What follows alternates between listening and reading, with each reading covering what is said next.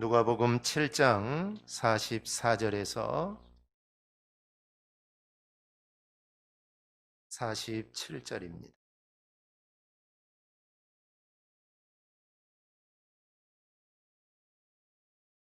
구약성경 102페이지입니다. 누가복음 7장 44절에서 47절입니다.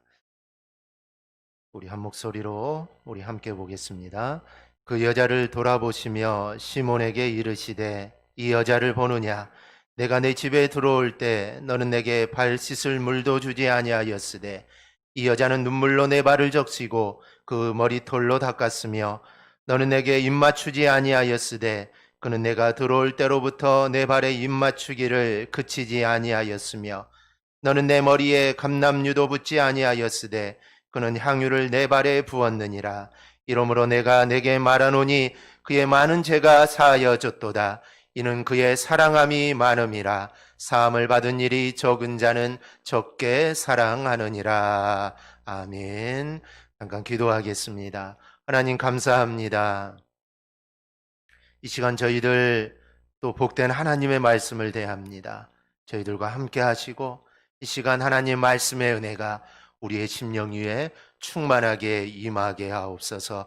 예수님 이름으로 간절히 기도하옵나이다. 아멘. 오늘 이 시간 또 교회에서 또는 가정에서 예배하는 우리 모든 성도들 위해 하나님이 예비하신 은혜가 강물처럼 흐르기를 주님의 이름으로 축원합니다. 코로나19의 재확산으로 인해 우리가 비대면 예배가 계속되고 있습니다. 이 예배가 정말 언제 끝날지 정말 모르는 그런 상황 가운데 있습니다. 우리가 함께 모여 예배하는 그날을 위해 우리가 함께 기도해 주시기를 바랍니다. 우리가 성경 통독 90일 성경 통독을 진행하고 있습니다. 근데 말씀을 통독하다 저희 머리를 마치 새망치로 치는 듯한 그런 말씀이 있었습니다. 바로 8월 27일 날 통독했던 역대하 7장에 있는 말씀입니다. 우리가 코로나2 팬데믹 시대를 살아가는 우리가 정말 우리가 무엇을 해야 하는가 이에 대해 말씀해 주시는 그런 느낌을 받았습니다. 역대하 7장은 솔로몬이 성전과 왕궁 건축을 마치자 하나님이 그에게 나타나셔서 주시는 말씀이 기록되어 있습니다. 이 말씀을 보면 이 하나님께서는 솔로몬과 그의 후손들이 하나님의 말씀에 순종한다면 다윗의 언약대로 그 왕위가 계속될 것이다 라는 이런 말씀을 하십니다. 하지만 하나님의 말씀에 너희가 불순종하여 너희가 범죄할 경우에는 너희를 가나안 땅에서 쫓아낼 뿐만 아니라 하나님의 임재의 상징인 성전까지도 해파될 것이다 라고 이렇게 경고를 하십니다. 그리고 하나님이 이렇게 말씀하십니다. 13절을 보면 비가 내리지 않거나 메뚜기가 창궐하거나 전염병이 내 백성 가운데 유행할 때라고 말씀을 합니다. 우리가 이 세상을 살다 보면 정말 비가 내리지 않는 것처럼 은혜가 닫히고 심령이 메마르고 공고해질 때가 있습니다. 또한 메뚜기가 토산을 먹듯이 정말 우리가 수고하여 노력해도 잘 되지 않고 정말 일들이 허무하게 끝나버릴 때가 있습니다. 또 코로나19와 같이 이런 전염병이 유행하듯이 육체의 질병이나 심령의 병이 오는 경우들이 있습니다. 이와 같이 정말 우리의 힘으로 또 우리의 의지로 내 능력으로 어떻게 할 수 없는 일들이 정말 우리의 삶 가운데 정말 많이 있습니다. 그렇다면 우리가 이럴 때 우리가 어떻게 해야 됩니까? 14절입니다. 내 이름으로 일컫는 내 백성이 그들이 악한 길에서 떠나 스스로 낮추고 기도하여 내 얼굴을 찾으면 내가 하늘에서 듣고 그들의 죄를 사하고 그들의 땅을 고칠지라. 이 사사기를 보면 이스라엘 백성들이 범죄해 하나님께 진노를 받게 됩니다. 그래서 미디안에게 정말 엄청난 고난을 당하게 됩니다. 이스라엘 백성들이 정말 열심히 노력하여서 농사를 지어 이제 추수할 때가 되면은 그때 맞추어서 미디안 이 군사들이 쳐들어옵니다. 미디안 군사들이 쳐들어와서 곡식을 다 가져갑니다. 그런데 곡식만 가져가는 것이 아니죠. 곡식뿐만 아니라 가축과 짐승들까지 다 빼앗아 갑니다. 그러니 먹을 것이 하나도 없게 됩니다. 이런 상황이 되자 이스라엘 백성들이 하나님의 얼굴을 구하며 그들이 간절하게 하나님께 기도하기 시작합니다. 그래서 하나님은 이스라엘 백성의 기도를 들으시고 기돔과 300명의 용사를 통해 미디안을 물리치고 그들을 구원해 주십니다. 코로나 시대를 살아가는 우리가 할 일도 하나님의 얼굴을 구하는 것입니다. 즉 기도하는 것입니다. 우리가 살 길은 엎드려 하나님께 간구하는 길밖에 없습니다. 이것저것 따져서도 안 됩니다. 야, 네가 잘못해서 야, 너 때문이야. 이래서는 안 됩니다. 바로 우리가 할 일은 조용히 엎드려 하나님의 얼굴을 구하며 우리는 하나님께 기도하는 것입니다. 하나님, 내 죄를 용서하여 주옵소서. 하나님, 이 나라 백성을 긍휼히 여겨 주옵소서. 우리가 이렇게 간절히 기도하면 하나님이 우리의 기도를 들으시고 우리의 죄를 용서하시고 이 땅을 반드시 고쳐주실 줄 믿습니다. 그런데 중요한 말씀이 있습니다. 15절하고 16절에 중요한 말씀이 나옵니다. 이제 이곳에서 하는 기도에 내가 눈을 들고 귀를 기울이리니 이는 내가 이미 이 성전을 택하고 거룩하게 하여 내 이름을 여기에 영원히 있게 하였습니다. 내 눈과 내 마음이 항상 여기에 있으리라. 이곳, 즉 성전에서 하는 기도에 하나님께서 눈을 들어 귀를 기울이신다라는 말씀입니다. 즉 하나님의 눈과 마음이 항상 주의 전에 있다라는 그런 말씀입니다. 이 교회는 하나님의 교회입니다. 하나님의 이름을 영원히 두셨고 하나님이 주관하시고 하나님이 지켜주십니다. 그리고 교회를 통해 기도하면 하나님께서는 반드시 귀를 기울여 주실 것입니다. 우리가 어디에서나 기도할 수 있습니다. 가정에서도 기도할 수 있고 설거지를 하면서도 기도할 수 있고 일을 하면서도 버스를 타거나 지하철에 있으면서도 우리는 어디에서나 기도할 수 있습니다. 하지만 하나님의 눈과 하나님의 마음이 있는 우리는 성전에서 우리는 기도해야 할 것입니다. 하지만 지금은 우리가 성전에 나와 예배할 수도 없고 기도할 수도 없습니다. 그렇다면 우리가 포기해야 될까요? 아닙니다. 우리는 절대로 이 기도를 포기해서는 안 됩니다. 다니엘이 포로로 끌려가서 하나님께 예배할 수 없고 하나님께 기도할 수 없을 때 다니엘이 어떻게 했습니까? 그는 예루살렘으로 향한 창문을 열고 전에 하던 대로 하루 3번씩 무릎을 꿇고 기도하며 하나님께 감사했다라고 했습니다. 다니엘이 왜 그렇게 했을까요? 여러 가지 이유가 있지만 다니엘은 훗날 성전에서 기도하고 또 성전에서 찬양하며 또 성전에서 하나님께 예배하는 그날을 그리워하면서 그는 스스로 경건함을 유지하기 위해 지금 부단히 노력하고 있는 것입니다. 우리가 교회에서 기도할 수 없지만 우리는 각자가 있는 바로 그곳에서 우리는 기도하는 일을 우리는 멈춰서는 안 됩니다. 즉 쉬지 말고 기도하라 라는 그 말씀처럼 우리의 삶이 바로 기도가 되어야 합니다. 상황에 따라 우리의 기도가 변해서는 절대로 안 됩니다. 기도할 수 없는 때가 올수록 우리는 더욱더 열심을 다해 우리는 기도해야 됩니다. 전도도 마찬가지죠. 너희는 때를 얻든지 때를 못 얻든지 정말 전도하는 것을 쉬지 말라고 했습니다. 기도도 마찬가지입니다. 기도할 수 없을 때 기도를 절대로 포기해서는 안 됩니다. 즉 지금의 상황이 기도할 수 없고 지금의 상황이 예배할 수 없다 할지라도 우리는 예배를 포기해서는 안 되고 우리는 또 기도하는 것도 우리는 절대로 포기해서는 안 되는 것입니다. 그러므로 이번 코로나19로 인해 우리가 함께 모여 예배드리지 못하지만 우리는 다시 함께 모여드리는 그날을 우리는 기대해야 합니다. 즉 다시 모여 예배하는 그날을 기대하며 함께 드리는 예배가 정말 얼마나 소중한가를 우리가 정말 절감하는 그런 시간들이 되었으면 정말 좋겠습니다. 그리고 이런 상황 속에서도 정말 기도만큼은 포기하지 말고 우리가 열심을 가지고 우리가 기도할 수 있기를 주님의 이름으로 축원합니다. 여러분, 우리가 유명하신 분과 함께 식사를 하면 기분이 어떨까요? 만약에 이럴 일은 없겠지만 우리가 대통령에게 식사를 초대했습니다. 우리 집에 와서 함께 식사하면 좋겠습니다. 근데 식사를 초대했는데 대통령이 당장이라도 방문하면 어떨까요? 우리의 가슴이 설렐 겁니다. 얼마나 좋겠습니까? 오늘 본문을 보면 예수님을 식사에 초대하는 사람이 나옵니다. 예수님 당시에 예수님을 자신의 가정으로 초대하여 식사를 하게 된 것은 인류 역사상 몇 명 안 되는 정말 영광스러운 일입니다. 대통령을 초대해서 함께 식사해도 가슴이 뛸 텐데 하나님이신 예수님을 자기 집에 초대해서 함께 식사를 한다는 거, 이 얼마나 영광스러운 일이겠습니까? 그런데 오늘 본문을 보면 예수님을 식사 자리에 초대한 사람이 나옵니다. 그래서 오늘은 이 식사 초대라는 기분 좋은 자리에서 예수님의 말씀을 우리가 듣고자 합니다. 좋은 의도 같지는 않지만 이 식사에 초대한 바리새인이 나옵니다. 그리고 그 자리에 불청객으로 찾아온 한 여인이 나옵니다.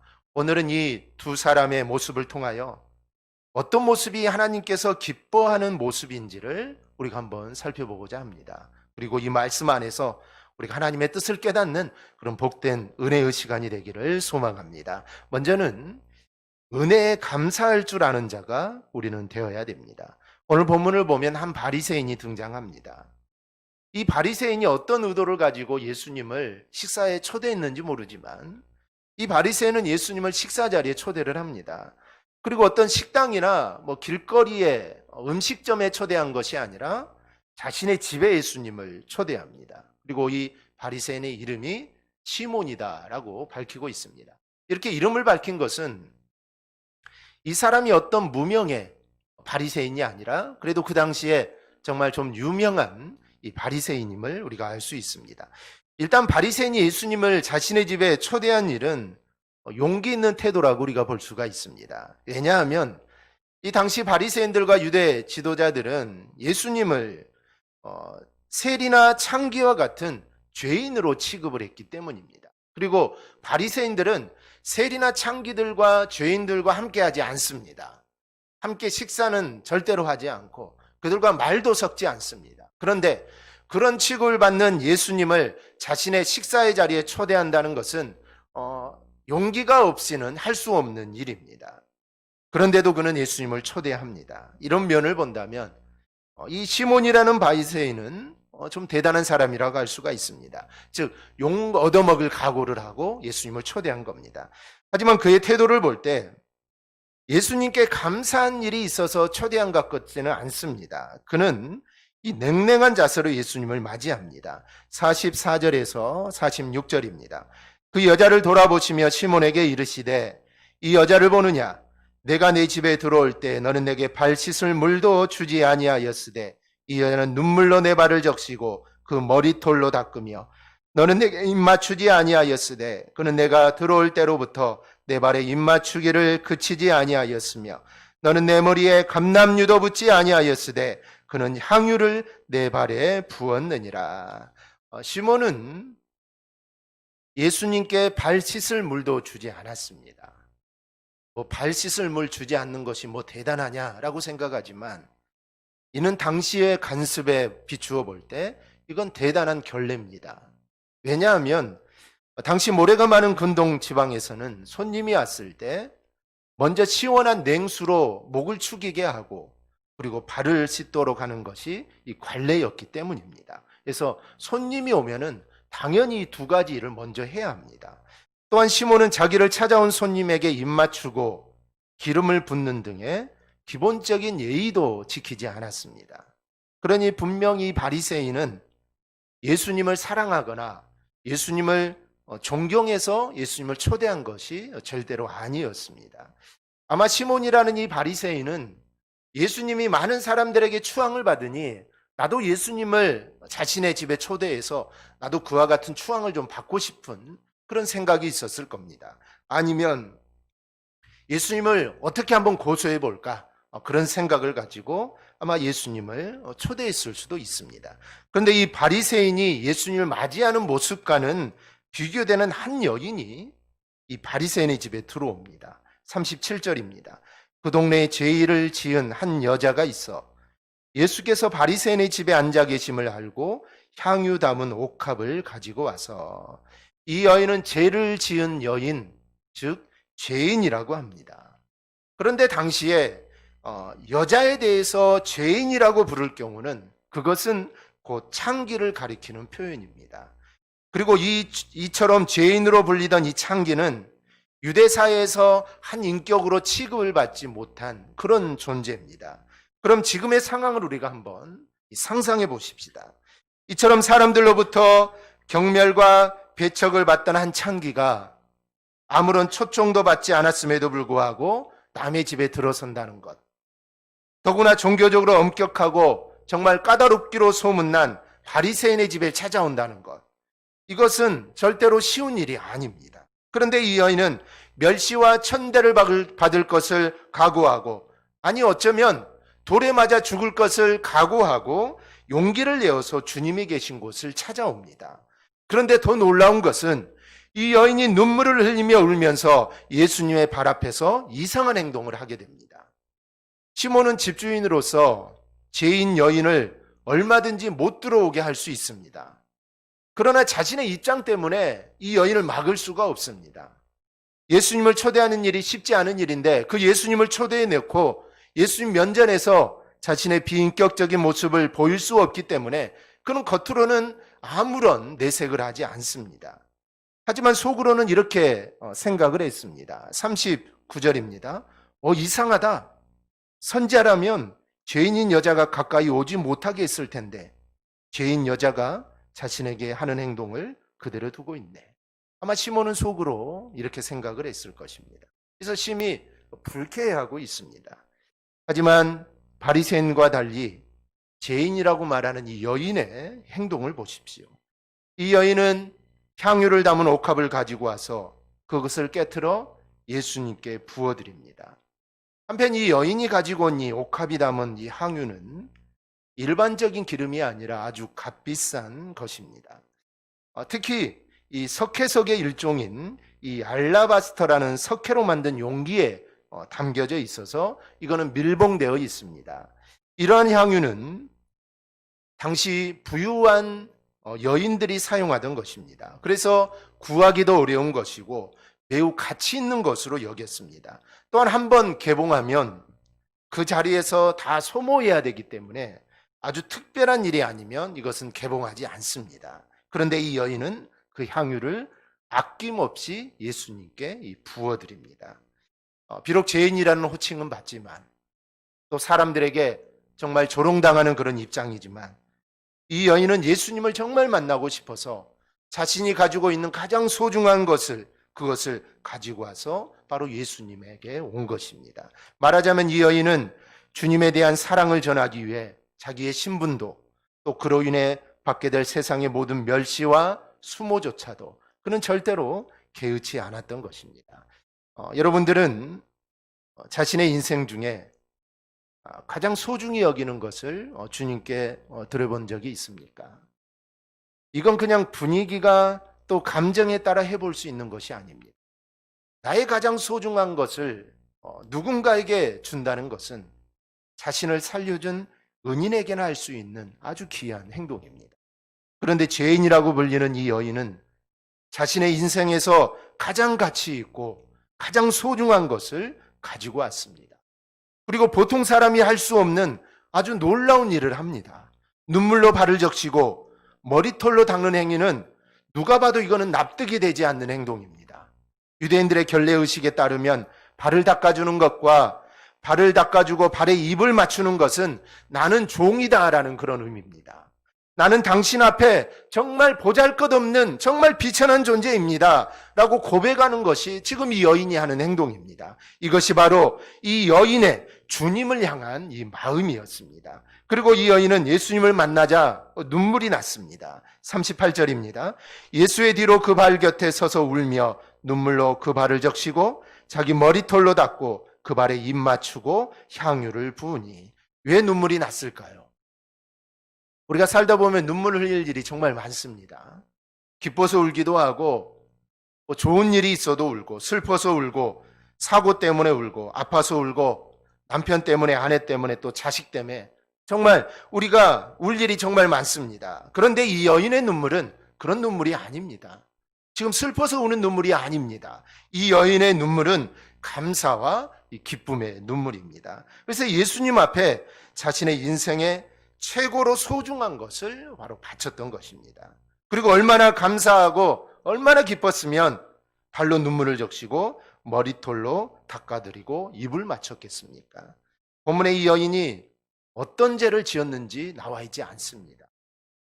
그리고 어떤 일을 예수님의 은혜를 입었는지도 성경에는 나와 있지 않습니다. 그런데 우리가 짐작할 수 있는 것은 예수님께 인격적인 대우를 받았고 정말 많은 사람들은 자기들을 멸시하고 멀리했지만 아마 예수님은 자기를 가까이 하였고 예수님과 인격적인 만남이 분명히 있었을 것입니다. 그래서 예수님께서 바리새인 집에 오신 것을 알고는 자신의 가장 귀한 것을 바쳐 드린 것입니다.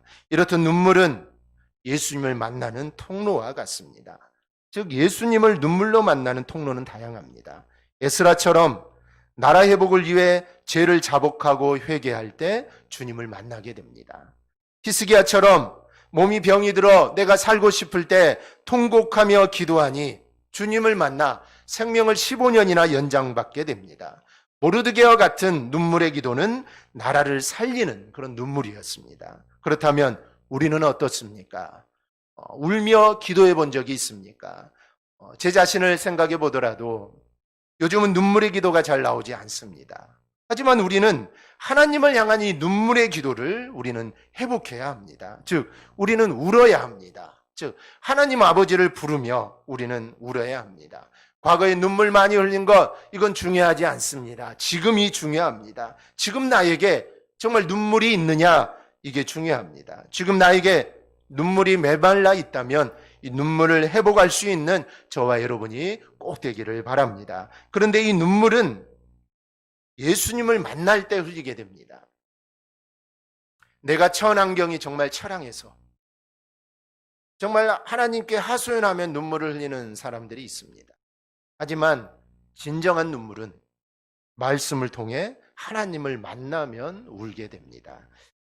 예수님은 곧 말씀이기 때문에 간절한 마음으로 우리가 말씀을 들으면 눈물이 나지 않을 수가 없습니다.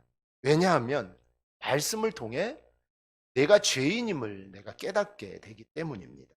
내가 죄인임을 알고 그 죄인이 용서받았음을 알게 되면 이거는 눈물이 흐를 수밖에 없습니다. 정말 내가 죄인이고 그 죄를 주님이 용서해 주셨는데 나에게 눈물이 없다면 하나님의 그 사랑에 대한 우리의 마음이 메말라 있는 것입니다. 그럼 우리가 말씀을 듣게 되고 그 말씀을 통하여 우리는 눈물을 흘려야 되는 것입니다. 이 여인은 예수님을 만나서 기쁘고 감사하여 눈물을 흘린 겁니다. 즉 말씀이신 예수님, 즉 하나님이신 예수님을 만나니 그의 눈에서 눈물이 나게 된 것입니다. 사람들은 자신을 죄인이라고 멀리하고 사람 취급도 하지 않는데 예수님은 자신을 가까이 하고 자신의 죄를 용서해 주시고 죄사함 받는 길을 열어주셨습니다. 그러니 얼마나 감사합니까? 그러니 예수님의 얼굴을 보자마자 그녀는 눈물을 흘릴 수밖에 없었다라는 것입니다. 여성들은 이 머리카락을 귀하게 여기며 잘 가꿉니다. 남들의 시선도 신경 써야 하고 또 자신이 보기에도 또 예뻐 보여야 기분이 좋습니다. 그래서 염색도 하고 파마도 하고 정말 신경을 많이 씁니다. 염색 파마하는데 얼마나 비쌉니까? 그래도 정말 염색도 하고 파마도 합니다. 그런데 이 여인은 정말 흙먼지가 묻어있는 예수님의 발을 눈물을 흘려 적시더니 자신의 머리털로 닦습니다. 그만큼 이 여인에게 예수님은 존귀한 분이고 정말 감사한 분이라는 그런 고백입니다. 그리고 자신은 정말 낮고 천한 존재다라는 그런 고백입니다. 이러한 고백이 정말 우리에게도 있기를 소망합니다. 이러한 고백이 있는 자가 은혜 받은 자의 모습입니다. 여러분도 이 여인처럼 정말 예배를 통하여 또 말씀을 통하여 주님을 만나서 눈물을 흘리며 은혜 받고 감사하는 자가 되기를 주님의 이름으로 축원합니다. 둘째는 은혜를 깊이 깨닫는 자였습니다. 죄인인 여자가 이렇게 할 수 있는 이유가 무엇일까요? 어떻게 이렇게 할 수 있었을까요? 그것은 많이 탕감받은 자였기 때문입니다. 오늘 본문의 비유를 자세히 보면 한 채권자에게 빚진 두 사람이 나옵니다. 한 사람은 500데나리온을 빚졌고 한 사람은 50데나리온을 빚졌습니다. 여기서 500데나리온은 노동자 500일의 품삯에 해당되고 50데나리온은 노동자 50일의 품삯에 해당이 됩니다. 그런데 여기서 중요한 것은 두 사람의 빚진 액수가 아닙니다. 500데나리온, 50데나리온 빚을 졌다. 이 액수가 아니라 두 사람 모두가 빚을 졌다는 사실입니다. 그리고 또 하나는 이 두 사람 다 이 빚을 갚을 여력이 되지 않는다라는 그런 것입니다. 그리고 주님이 시몬에게 물으십니다. 채주가 둘 다 빚을 탕감해 주었다면 누가 더 큰 은혜를 입은 것이냐? 누가 더 감사하고 누가 더 사랑하겠느냐? 그러자 시몬이 43절을 보면 이렇게 대답합니다. 시몬이 대답하여 이르되 내 생각에는 많이 탕감함을 받은 자니이다. 이르시되 내 판단이 옳다 하시고, 시몬은 당연하듯이 500데나리온을 탕감받은 자가 더 사랑할 것이다 라고 말을 합니다.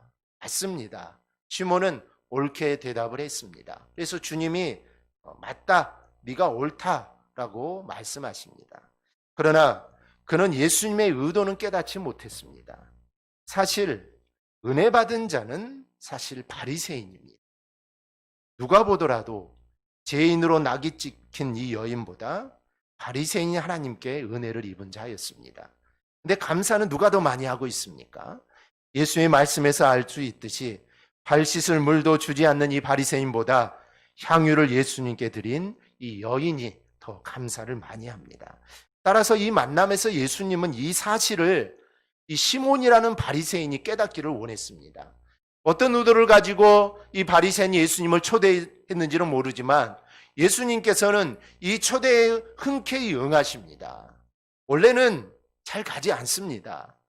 바리새인 집에 왜 가겠습니까? 가봤자 좋은 일은 없을 것입니다. 그래서 가지 않는 것이 정상이지만 예수님은 그 초대에 흔쾌히 응한 것은 바로 바리새인이 이 사실을 깨닫기를 원했기 때문에 예수님이 바리새인의 초청에 응한 것입니다. 가장 큰 은혜를 입은 사람은 바로 바리새인 시몬 바로 너다라는 것을 예수님은 깨닫기를 원했습니다. 그러나 이 바리새인은 예수님이 이런 예화를 들어서 말씀해 주셨음에도 불구하고 바리새인은 깨닫지 못합니다.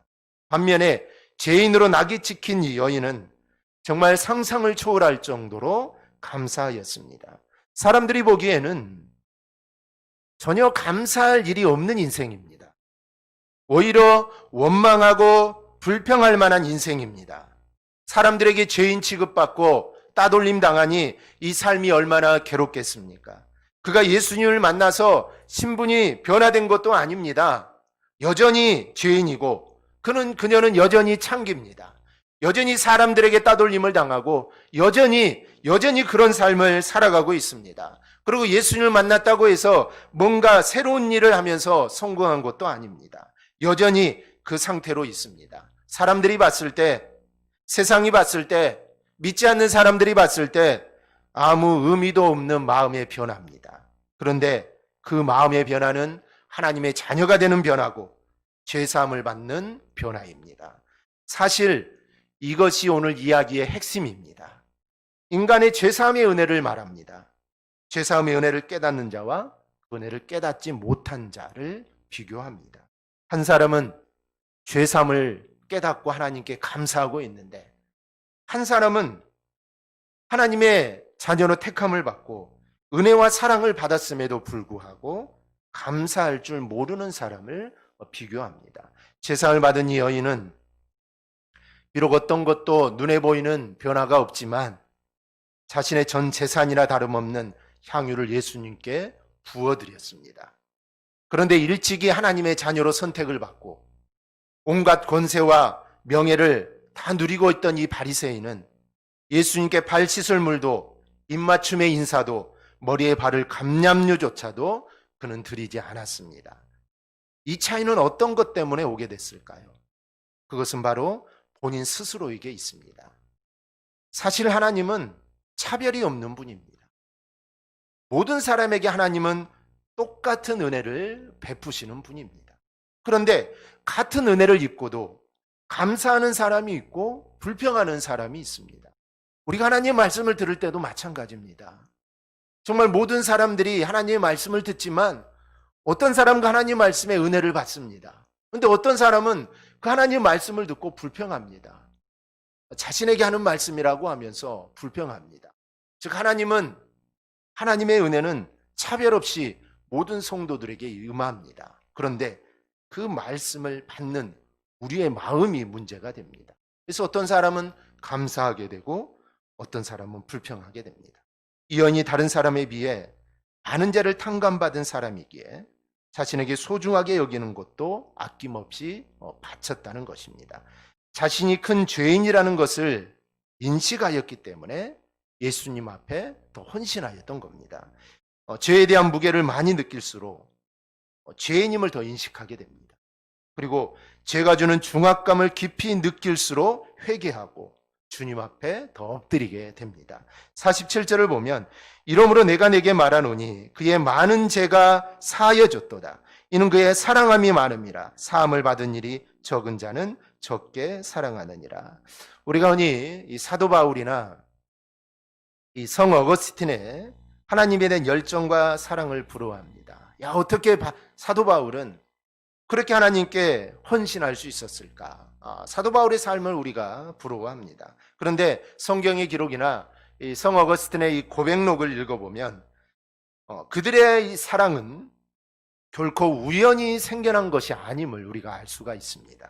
그것은 다 그들의 철저한 회개에 바탕을 두고 있습니다. 사도 바울은 자신을 가리켜서 죄인 중에 괴수다라고 이렇게 말합니다. 그리고 어거스틴은 자신을 가리켜서 먼지와 재와 같은 자다라고 이렇게 고백을 합니다. 그러므로 우리 사랑하는 성도 여러분, 우리가 진정으로 하나님을 사랑하기를 원하십니까? 그렇다면 우리가 먼저 하나님의 말씀 앞으로 우리가 나올 수 있기를 바랍니다. 그리고 그 말씀에 비추어서 자신이 얼마나 추하고 내가 얼마나 크나큰 죄인인가를 깨닫고 중심에 우러나오는 회개의 기도를 드리는 데까지 우리는 나아가야 합니다. 그러면 여러분이 회개하는 그 깊이만큼, 내가 회개하는 그 깊이만큼 나를 용서해 주시고 나를 감싸 주시는 하나님의 은총을 우리가 체험하게 될 것입니다. 그리고 진정으로 우리는 하나님을 사랑하게 될 것입니다. 하나님의 사랑을 그만큼 깨닫게 되니 내가 어떻게 하나님을 사랑하지 않을 수 있겠습니까? 결국 은혜를 깨닫는 자가 하나님의 사랑을 경험할 수 있고 내 자신을 들어서 헌신할 수 있는 것입니다. 그리고 그 헌신을 통해 우리가 기쁨을 얻게 되는 것입니다. 오늘 말씀을 듣는 우리 모두에게도 정말 죄를 용서해 주시는, 정말 내 죄를 용서해 주시는 하나님의 은혜가 가슴 절절히 느껴지기를 주님의 이름으로 축원합니다. 말씀을 맺습니다. 우리 사랑하는 여러분 하나님께 은혜를 입은 자입니까? 얼마나 은혜를 입었습니까? 그 양은 여러분의 감사로 측정할 수 있습니다. 얼마나 내가 감사하고 헌신하는가로 은혜 입은 양을 우리는 알 수 있습니다. 많은 은혜 입은 자일수록, 많이 탕감받은 자일수록 예수님께 헌신하는 분량이 많을 수밖에 없습니다. 우리도 이 여인 못지않게 하나님께로부터 사랑을 받은 자입니다. 우리도 많은 죄를 짓고 허물과 죄가 정말 많은 자들입니다. 그런데 그런 우리를 하나님은 용서해 주셨습니다. 이 얼마나 큰 은혜입니까? 우리 모두 이 은혜를 우리가 깨달을 수 있기를 바랍니다. 우리가 깨달아야 헌신할 수 있습니다. 깨닫지 못하면 헌신할 수 없습니다. 깨닫지 못하면 감사할 수 없습니다. 그래서 하나님의 이 은혜를, 하나님의 사랑을 깨달아야 헌신하고 우리는 깨달아야 우리가 감사할 수 있습니다.